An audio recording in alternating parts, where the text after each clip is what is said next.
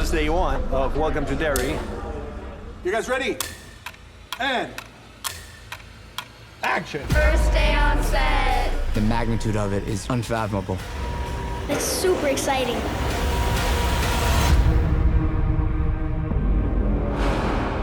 Once we were done with the movies, there were things left that we wanted to tell.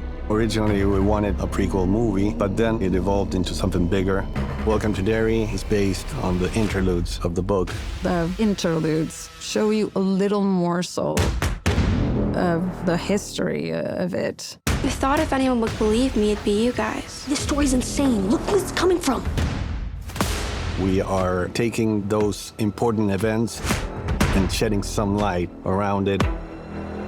Our first season is 1962, which is 27 years before the first film in 1989. Andy came up with the idea of going backwards. There's a different kind of fear in 62 than there was in 89. There's racial issues. There is a specific fear of a nuclear attack and war. People here are more concerned about an attack from Russia. The supernatural fear is a byproduct of the fear in everyday life. Fear of the unknown, of what is different to us. We see our children who are witnesses to this fear, and then we see the adults who create a lot of this fear. Everything about Derry relates to a real world, to the point where everything horrible that happens in Derry can actually happen in every town in America. This is where it becomes almost like a symbol. Does it exist because we believe in it? But there's always that lingering question. Is all of this product of supernatural evil or the evil intrinsic to human beings? What is that? A clown.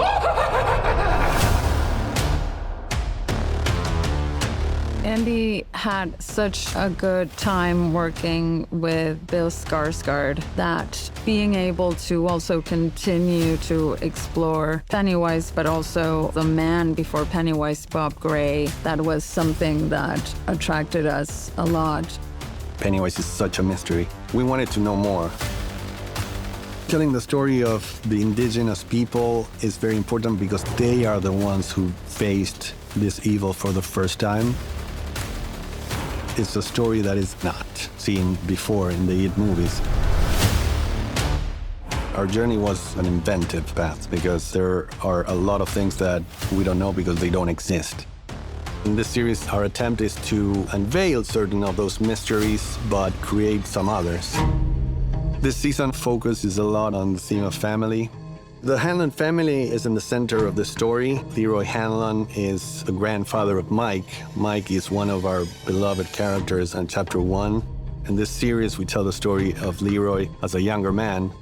We really wanted a prototypical 1962 nuclear family. A staunch father, a military man, a mother who seems on the surface like a stay-at-home mother, but she's got a lot of her own stuff going on. And then you have the son who's very different from the father. It's exciting to explore the life of that family, how they arrived for the first time to Derry. Don't be looking for trouble. There's gonna be trouble anywhere we go. That's the country you swore your life to defend. I love period pieces. I was having a blast throughout this whole time, man, just being a fan of the franchise. It's been a treat. When I read the script, I really love that we're tackling both the existential, but also like the material realm and the hardship of, I guess you could say, our ancestors. We go into the military world because it was the height of the Cold War. There is a very important naval base in Maine. The Black Spot is one of those tragic events that we chose to build our story around. The Black Spot is a speakeasy for African-American airmen who were serving on the Derry Air Force Base. According to the book, Dick Hallorann was there. Dick Hallorann, who is one of the most iconic characters in the lore. We decided to give him a bigger dimension and a bigger protagonism in this story. When I read the scripts, I was very excited. I remember being like, oh, this is like a chunk of an exploration of his soul. The general teams up Dick Hallorann, who is a guy that has supernatural powers, with Leroy Hanlon, which is a man without fear. Those two characters make a very good team to accomplish the mission that Shaw has in mind. Okay, let's go. 1, 2, 3! It's been magical. People will be immersed in a world that is very rich, funny, scary as hell. Hopefully we take the fans into a journey of exploring those obscure events in the past of the story.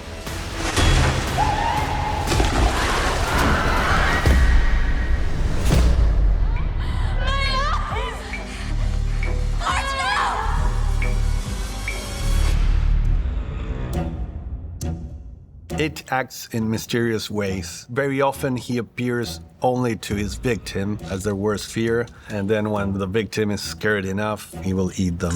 Why does it target kids? Mainly because kids are the most capable of believing in things that don't exist.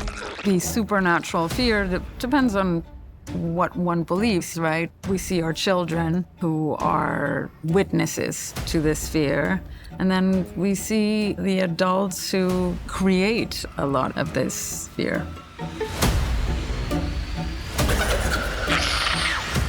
It can do a range of different things, and one of them is create fogs in adults where maybe the picture was there, but they didn't see it. The statue. No, are you blind? It's a cloud. The only thing this is proof of is that you, Lily Bainbridge, are trying to buy yourself a one-way ticket back to the nut house. And the fog of Derry is the way that its existence in that town affects all the grown-ups. They see horrible things, kids go missing, and no one panics. What it does for it is it allows it to have its feeding cycles without any meaningful resistance. The fog is a byproduct of fear. So rather than facing the monsters, people simply forget. Each of the characters, they have their own traumas, so the horrors that appear in front of them are a reflection of their own personal fears. Will is terrified of the image of his dad on fire. It uses this to season his fear. For that sequence, we built a robotic fish that could swim, and we had to keep it on a line so it didn't disappear down the river, but we could have it swim in a circle around their feet through the rocks. You see an arm come out of the water and grab him and pull him in. So we just have a burnt arm, like a glove, slip-on glove, because I had to be on a stunt double that was underwater that could reach up and grab Will. That scene, I'm telling you right now, was probably the coldest I've ever been in my life. I wasn't even really focused on the burnt arm that was at my display. Like, it was just so cold. And I had to act like I wasn't shivering in it. It pulled me under. Wait, what? With you. You got it, Max. You're not making any sense. It's the truth. Calm down. Leroy wants to believe the things that Will is explaining to him are happening, but it's outlandish. Leroy, he's a military man. He knows about the horrors of war, but even if I can't see what he's seeing, I can see the fear in my son's eyes, and that's enough, I think, to get any parent's attention. There's something here. In Derry. Something bad. All right, no more running around till I find out what's going on around here. What? School and back, and that's it. Mom, I've been playing Charlotte as someone who knows, but not knowing, not being able to name it. There's this energy that's pernicious. Something's afoot. This business with the missing kids, do I need to be concerned? Rose does this thing with her eyes that's just so penetrating, like she can see things. And I think Charlotte's wise enough to know this woman knows something. You know the story about the monster in the Western Wood? The Galoo? All of the kids know that story.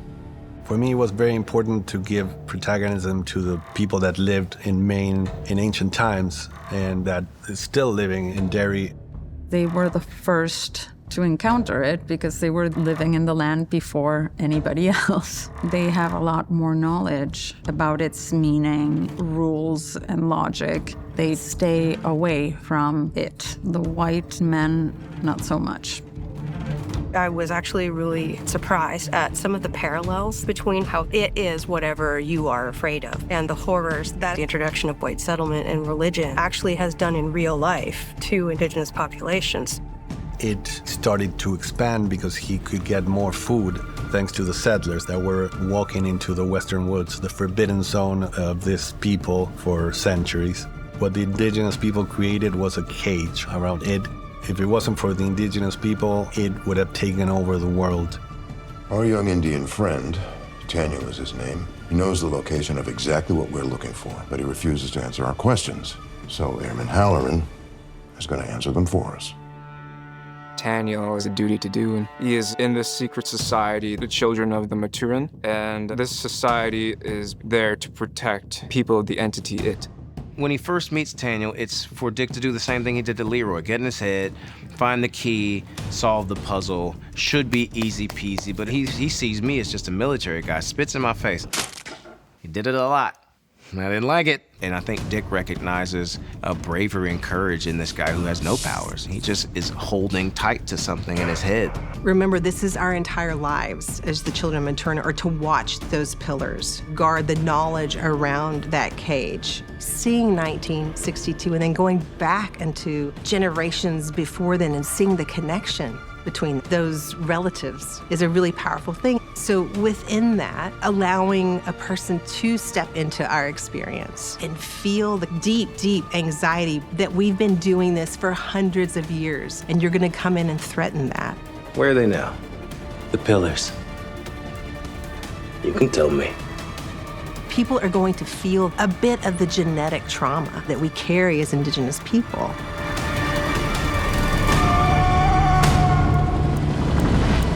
Today, we are filming Dick's Exodus into Hell. And action. In the helicopter here, there's one guy, his head space is gone, and he's trying to get out of the helicopter. With Chris personally, this is my first day. He likes that we're giving any kind of tips that we can. They're also willing to put the pads on when the time comes. But the actors are gonna do most of the action, and they're probably gonna take a hard hit to the deck. Where we're going with Dick, he's going to be torn asunder. So crafting that has just been tough on the spirit, but like, that's what we do. That's the gig.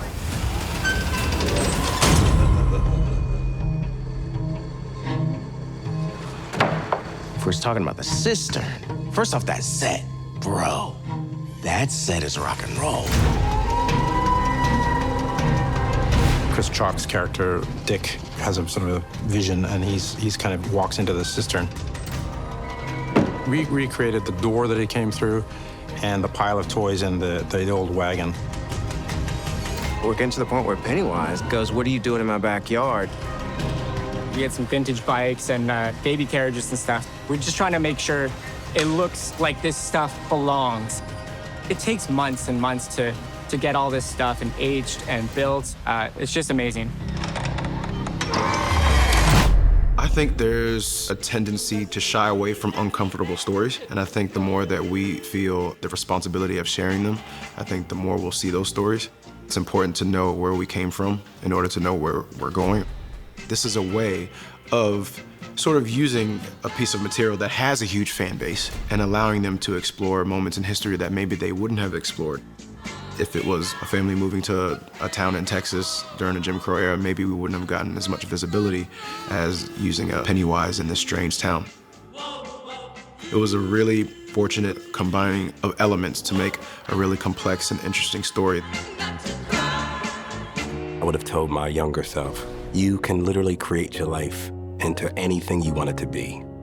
And I think that the biggest lesson that I've learned is to stay curious. This is really fun.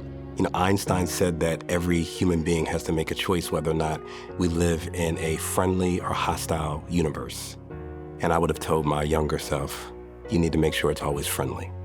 Because for a long period of my life, it was very hostile. When I was younger, I was very angry because my dad was never in my life. It took me a long time to forgive myself because I thought he didn't love me, and he did. And so I would definitely tell myself, it's not your fault. What the hell are you wearing? Please stand there. Is this who I really am? Lock your blues and put it here unless you go back to the house and wipe this ridiculous crap off your face. You hear me? Pizza delivery! Hello, Papa. What the fuck? Delizioso. Derry, Maine, the hidden jewel of New England and home to Paul Bunyan. Take a stroll down scenic Main Street and grab a burger and a milkshake from the Derry Grill. Swing by the historic Capitol Theater. See the sights from atop the standpipe. No trip to Derry is complete without visiting Secondhand Rose, because nothing in Derry gets forgotten. So bring the whole family and visit the town everyone's dying to see.